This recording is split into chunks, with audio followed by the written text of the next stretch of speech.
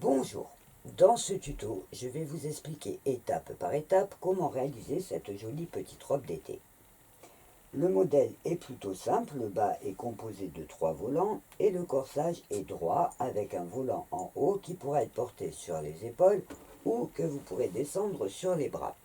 La partie d'en haut, c'est exactement la même technique que celle que j'avais faite pour le combi short que vous pouvez déjà trouver en tuto sur ma chaîne. Donc là, j'ai juste repris la même technique pour vous faire une robe. Je vais réaliser plusieurs tutos avec des modèles de robes différents, ce qui vous permettra par la suite de pouvoir composer votre propre robe en prenant par exemple le haut de celle-ci et le bas d'une autre.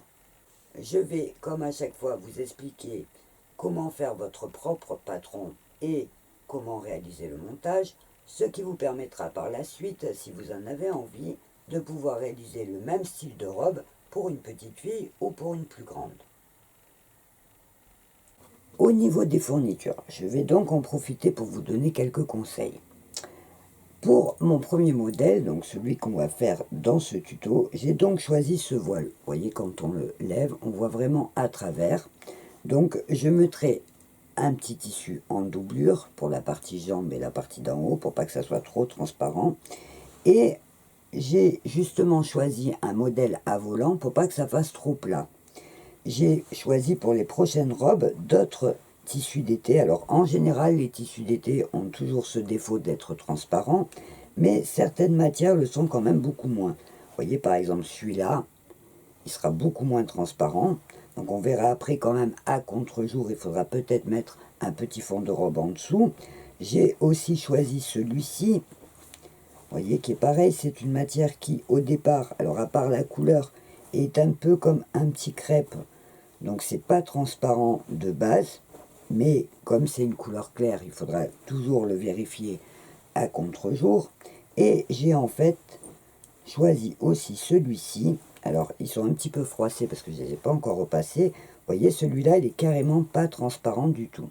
Alors, si j'ai choisi de vous montrer tous ces tissus en même temps, je vous montrerai après au fur et à mesure les tutos pour les différents styles de robes, c'est pour vous dire que au départ, quand je choisis un tissu, par exemple avec un tissu voile comme ça, on peut faire une robe droite avec une doublure en dessous, mais ça sera beaucoup moins joli parce que c'est très très fin.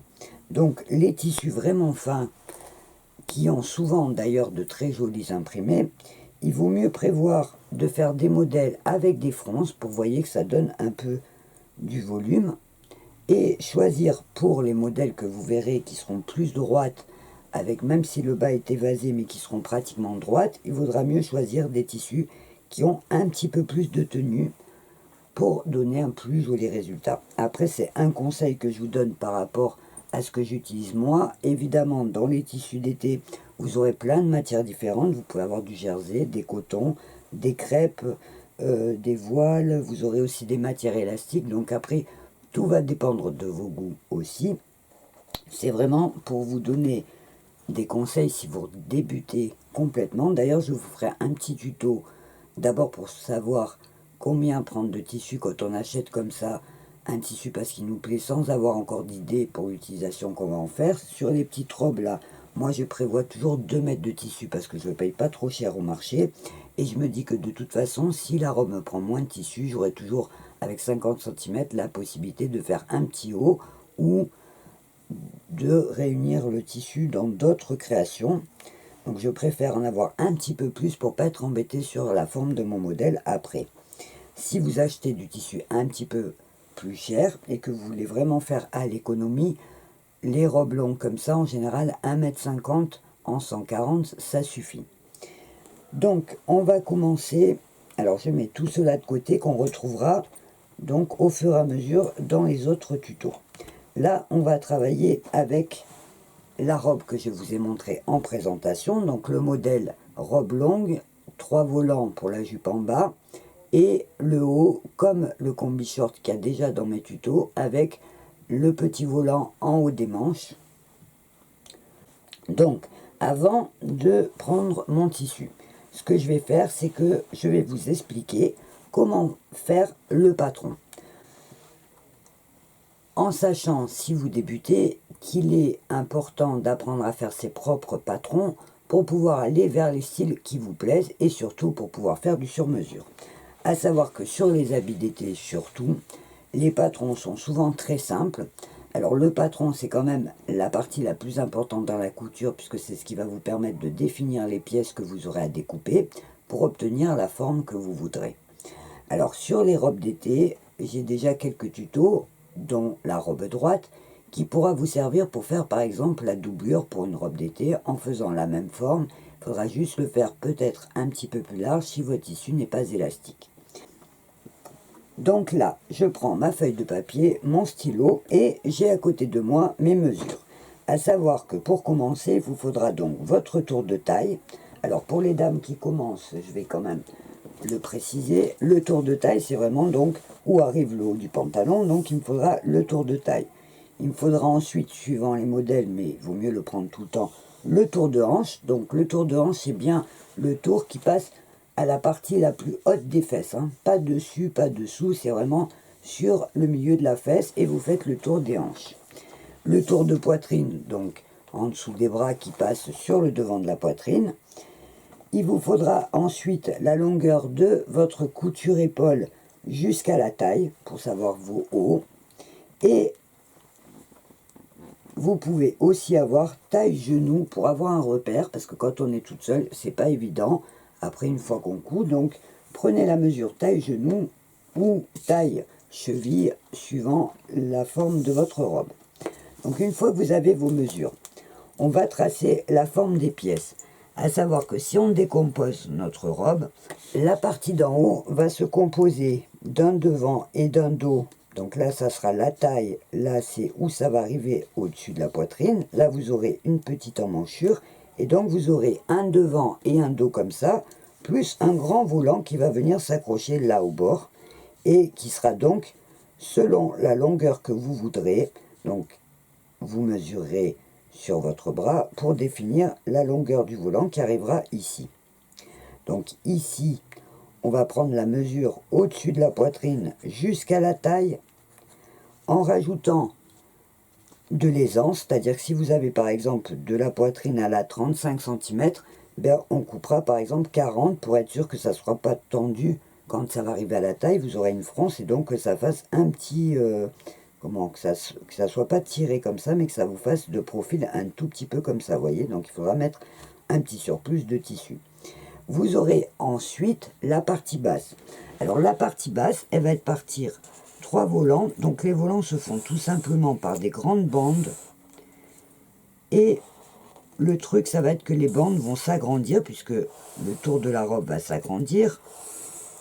Donc, hop, et 3. Vous voyez? Donc le principe de la robe, voilà. Le principe du bas de la jupe, ça va être 3 volants. Alors ne tenez pas compte sur les dessins des proportions. Ça va être quand on va mettre les mesures qu'on va faire vraiment les vrais calculs. À savoir que c'est juste pour vous montrer comment se décompose la robe à plat. En sachant que pour les robes d'été, je vous l'ai dit dans la présentation, je me sers du mannequin pour vous montrer le résultat parce que c'est plus joli, puis ça m'évite de faire un essayage pour faire la vidéo. Mais pour travailler et pour faire vos robes, vous n'aurez absolument pas besoin d'avoir un mannequin. Vous pouvez travailler à plat sans difficulté aucune. À savoir aussi qu'une fois que vous avez compris le principe, vous pourrez évidemment produire la robe à vos mesures ou à la taille d'un enfant, d'une petite fille ou d'une jeune fille. Vous pourrez vraiment le faire à n'importe quelle mesure. Donc le calcul, il va être, une fois que j'ai décomposé mes 3 pièces, d'adapter la taille de mon patron par rapport à mes mesures. Au niveau du patron, on va donc tracer, vous voyez, ça c'est le devant et le dos, donc de la taille jusqu'à au-dessus de la poitrine, où va arriver le volant qui va passer sur les bras. Donc moi j'ai mesuré 25 cm, en sachant qu'il faut donc mesurer en laissant, vous voyez, comme mon tablier, que ça fasse un petit surplus de tissu pour que ça fasse arrondi, que ça soit pas tendu. Et j'ai donc mis 50 cm pour le tour de taille. À savoir que donc, pour ma bande du dessus, j'ai calculé qu'elle devra faire 2,24 m pour que ça soit un petit peu froncé, sur 18 de hauteur. Si vous voulez que votre bande soit plus longue, il vous suffira de faire 20 ou 25 pour avoir un plus grand volant. Pour la jupe, j'ai donc pris un premier volant, minimum il faudra qu'il fasse 1 mètre pour faire tout le tour, donc 1 mètre qui viendra s'attacher sur la taille de ma robe. Pour le deuxième volant, pour donner un petit peu d'ampleur et pour donner des plis, il faut donc doubler la mesure. Donc je vais faire 2 mètres pour le deuxième volant et donc 4 mètres pour le dernier, celui d'en bas. Pour la longueur de ma robe, j'ai pris donc, je vais arriver à 80 cm. Donc j'ai divisé mes 80 par 3 pour mes 3 volants. J'arrivais donc à 26,60 à peu près. Donc j'ai coupé des volants de 27 cm. J'ai calculé qu'il me faudra donc par rapport à mes 150 de large de tissu, une bande pour le premier volant, une bande parce que je vais récupérer un petit bout pour mon deuxième volant pour arriver à mes 2 mètres et donc 3 bandes pour mon dernier volant. À savoir que si jamais vous voulez des volants beaucoup plus froncés, il faudra prévoir donc plus de tissu. Là moi je suis parti sur 2 mètres de tissu. Il faudra prévoir par exemple 2,50 m voire 3 mètres suivant la grandeur que vous voulez faire à vos volants pour les fronces. À savoir qu'on dit que normalement on double, ça permet de faire des petites fronces à chaque rang. Vous pouvez faire donc 2 fois ou vous pouvez faire carrément 2 fois et demi, 3 fois suivant le nombre de fronces que vous voulez obtenir. À savoir que là je vais lui donner un petit peu de fluidité, que les fronces vont me permettre de lui donner un tout petit peu du volume, mais qu'en même temps je veux pas que ça reste trop gonflé. Donc j'ai pris un bout de papier et je vais donc juste tracer avec une pliure au milieu, puisque mon tissu je le couperai plié en deux, et je vais donc prendre ma règle. Je vais tracer le premier trait d'en bas, en sachant donc que je vais être à 50, donc la moitié du devant ou du dos, ça me fera 25. Donc je vais tracer 25.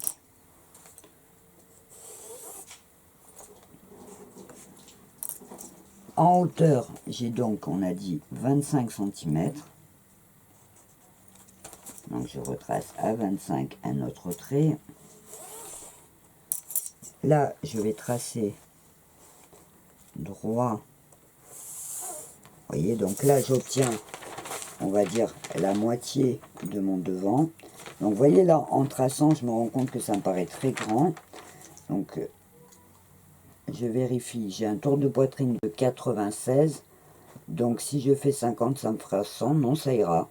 Donc, je vais rester sur 25. Et ce que je vais faire, c'est que donc, à l'angle, vous voyez, à l'angle, je vais reporter mes 12 cm. Donc, je vais mesurer mes 12 cm pour descendre, là.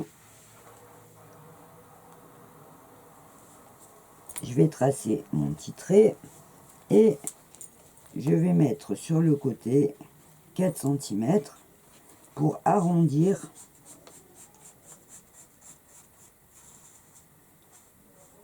« 12 cm, ça me paraît trop grand, donc je vais faire juste 10.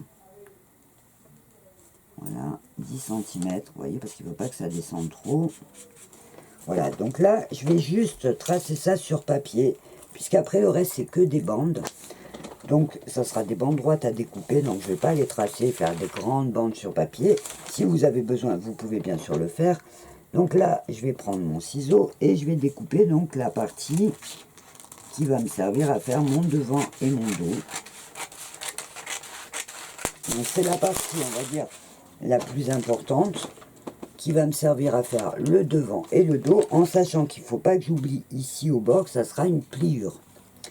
Donc là, j'ai mon patron, je garde mon schéma avec les autres mesures sur le coin, et je peux prendre mon tissu et couper mes pièces. Il me paraît plus grand. Alors je vérifie la largeur.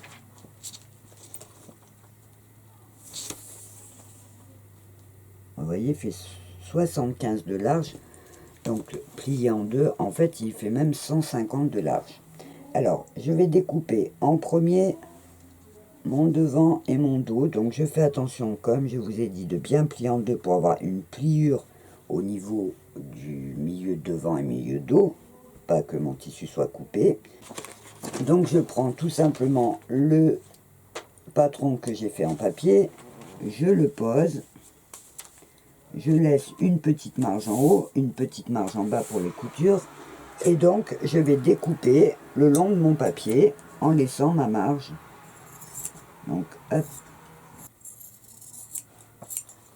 Donc là j'ai mon devant et mon dos que je mets de côté. C'est ma première partie. Je vais couper les petites bandes là pour rester bien droite. Et donc là, je vais avoir plus qu'à découper des bandes. Alors, on a dit, pour la bande d'en haut, donc je mets mon tissu plié en deux, carrément même plié en quatre, et je le tends bien et je remonte. Et donc, je vais avoir 150. Donc, je vais découper toutes mes bandes en sachant donc que j'ai mon centimètre. Donc, pour la bande des bras, celle qui va être en haut, elle va devoir faire 2,24 m sur 18. Alors, je vais calculer, donc, je fais attention parce que c'est un tissu qui glisse, donc je vais calculer 18 cm et je vais tracer,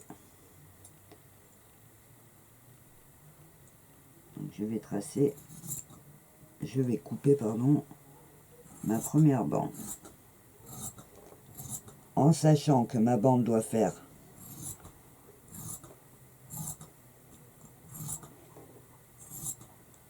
donc, hop, une première. En sachant que ma bande doit être plus large que 1,50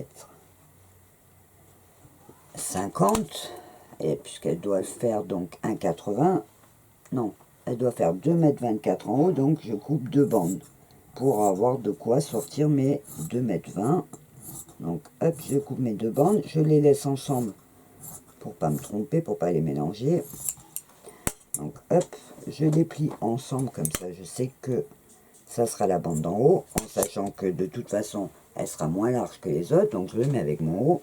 Et là je vais devoir couper donc les bandes de ma jupe, en sachant donc à chaque fois, la première par exemple, je vais avoir besoin de couper donc des bandes de, on a dit 27 cm, donc 27 plus les coutures, on va compter 30 à chaque fois. J'ai donc découpé mon devant et mon dos, vous voyez, tout simplement quand je l'ouvre en une seule partie. Donc là, j'ai les pièces du dos et du devant, et j'ai donc ensuite découpé donc 5 bandes, puisqu'on a le calcul 3, 4 et 5, donc 5 bandes de 27 cm de large sur donc mes 150 pour faire le tour. Ce que je vais faire maintenant, le premier travail, ça va être d'attacher les bandes ensemble. C'est-à-dire que je vais prendre donc 1,50 m, là si je prends 3 bandes, je vais faire une couture, vous voyez, pour les attacher ensemble. Donc je fais attention à mon tissu, l'endroit et l'envers. Donc on voit souvent sur les imprimés, vous voyez, l'envers est beaucoup moins joli que l'endroit. Donc je vais me mettre endroit contre endroit et je vais juste tout simplement attacher mes bandes ensemble. Donc, vous voyez, je vais les attacher comme ça en faisant une couture sur le bord. Je vais rester sur la partie noire en laissant une petite marge pour pouvoir après découper ces parties lisières où il y a les dessins pour pas que ça se voie. Et je vais mettre une petite épingle pour les tenir ensemble. Donc je vais faire une par une. Donc la première bande, elle sera cousue. Donc juste, vous voyez, pour la première bande, je vais coudre ensemble. Voilà, je vais coudre ensemble. Ça sera ma première bande, il m'en faut une seule. Ensuite, je vais coudre 2 bandes ensemble pour faire la deuxième bande et 3 bandes ensemble pour faire le dernier volant d'en bas.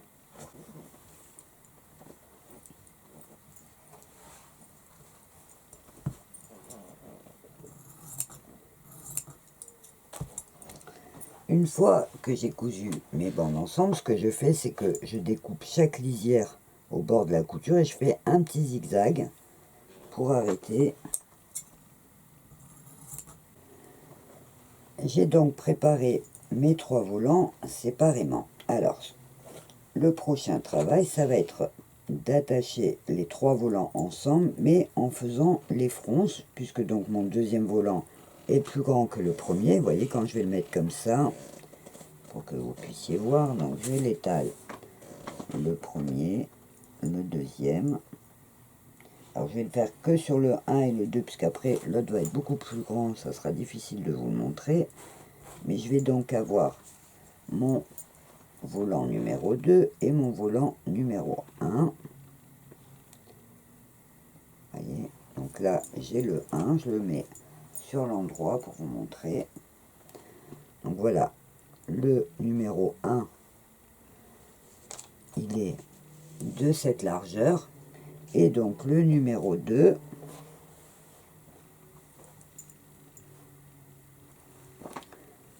va être plus grand. Alors, le truc, ça va être donc de faire des fronces pour venir attacher mon volant, vous voyez comme ça, mon volant numéro 2 sur mon numéro 1. Alors, pour faire ça, ce que je fais, c'est que je commence par partager mon volant numéro 1 en mettant des épingles. Donc sur l'endroit, je vais mettre des épingles pour faire 4 zones. C'est-à-dire que là, j'ai la couture. Donc là, je mets une épingle qui va donc partager en 2. Et je vais ramener l'épingle sur ma couture pour mettre une épingle de chaque côté. Voyez, donc je vais faire ça à chaque volant. En fait, je vais marquer, donc hop, je mets une épingle de chaque côté. Donc j'ai ma couture qui fait le milieu dos, mon épingle devant et une épingle de chaque côté. Donc là, je vais mettre ma deuxième bande sur l'envers et je vais faire pareil. Donc je vais prendre un repère, j'ai une couture. Donc une couture va me servir de repère et je vais aller jusqu'à l'autre côté pour mettre une épingle. Donc marquer le milieu, pareil, je le partage en 4. Et je ramène cette épingle donc sur ma couture pour mettre une épingle de chaque côté. Donc une d'un côté, une d'un côté et une de l'autre. Je mets bien mon épingle sur la couture, vous voyez, et hop, une épingle de l'autre côté.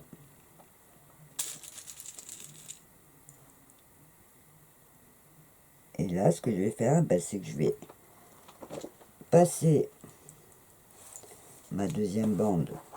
Je vais mettre ma première bande à l'intérieur. Et alors, je fais attention. Vous voyez là, j'ai l'endroit, j'ai l'envers. Je pose endroit contre endroit. Je vais mettre une épingle pour fixer donc tous les repères qui correspondent. Donc là, j'ai le dos. Je mets une épingle. Mes deux devant, je les mets ensemble. Donc là, j'ai mon épingle et j'ai mon épingle. Et je les fais correspondre, donc toujours endroit contre endroit.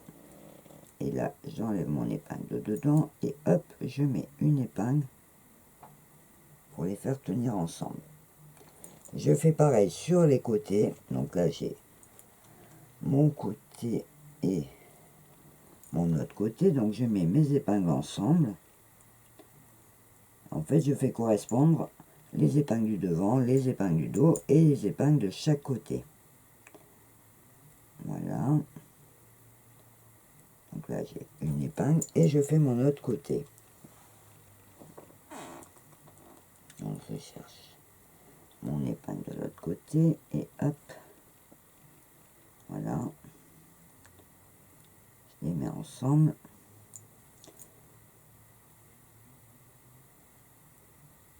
Voilà. Et là, donc vous voyez, quand j'ai les deux côtés, là j'ai le devant et là j'ai le côté, et vous voyez, alors je vais essayer de le mettre à plat, vous voyez, vous avez la partie de la première bande qui est beaucoup plus petite que, vous voyez, j'ai tout ça en plus. Alors là, le travail, ça va être de prendre une aiguille avec du fil et de faire des fronces pour en fait ramener à la taille, vous voyez, en fronçant. Donc je vais prendre mon aiguille avec du fil. Je fais un nœud en mettant le fil en double. Et je vais tout simplement prendre la partie qui est plus grande. Je vais faire... Alors, au démarrage, je fais un petit point les deux ensemble pour que si jamais mon aiguille elle glisse, bah, du coup, ça restera attaché. Et là, je vais passer donc dessus-dessous à petit point. Vous voyez, donc je monte et je descends à petit point. Je tire mon fil et je vais faire ça jusqu'à l'autre aiguille. Donc, à petit point, je vais former en fait mes fronces. Donc hop, je fais un petit point,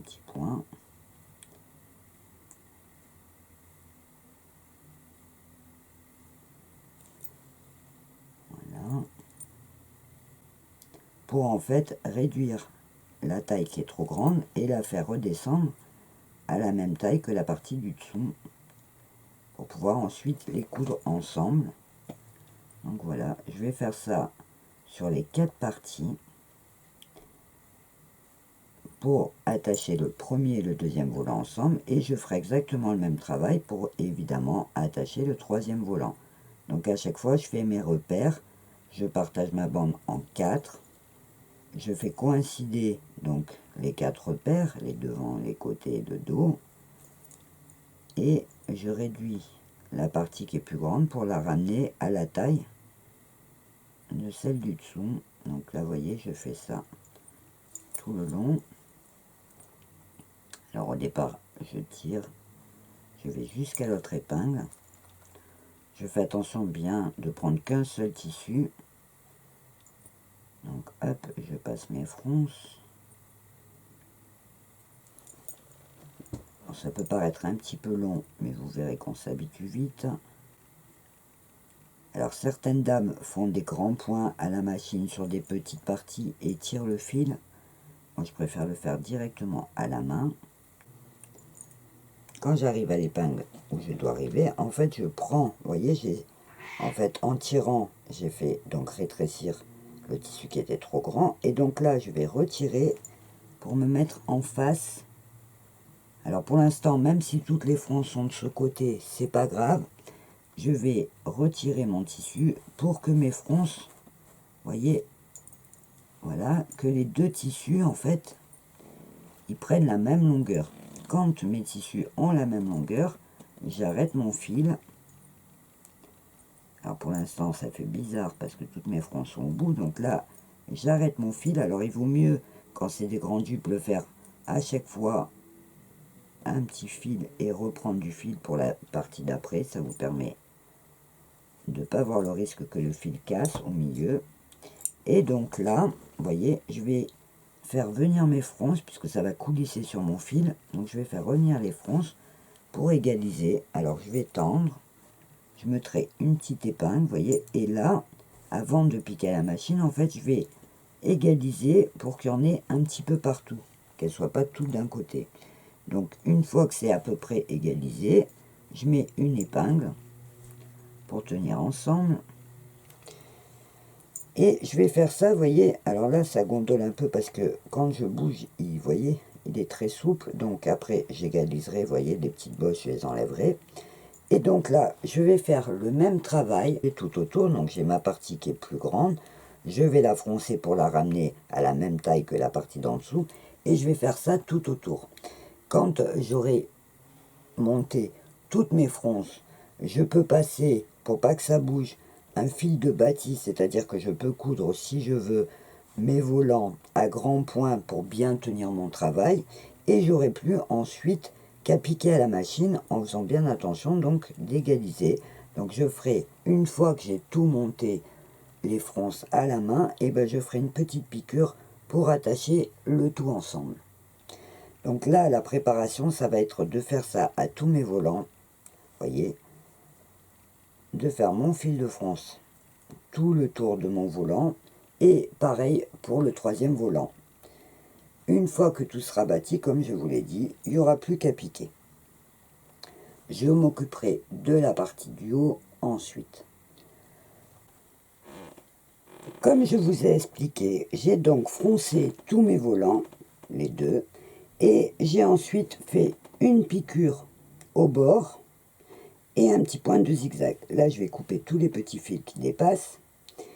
Et j'ai fait ça donc pour mes deux volants. Vous voyez, j'ai donc les deux parties. Alors, premier volant et deuxième volant. Alors, une fois que j'ai fait donc mes piqûres pour attacher les volants ensemble et mon petit point de zigzag pour arrêter, j'ai fait le petit ourlet au bord en bas. Et il faudra juste que je mette un petit coup de fer à repasser pour bien aplatir mes coutures et mes fronces. Donc j'aurai le travail du repassage et je pourrais dire que ma jupe, vous voyez, elle est finie pour l'instant. Donc je vais la mettre de côté et je vais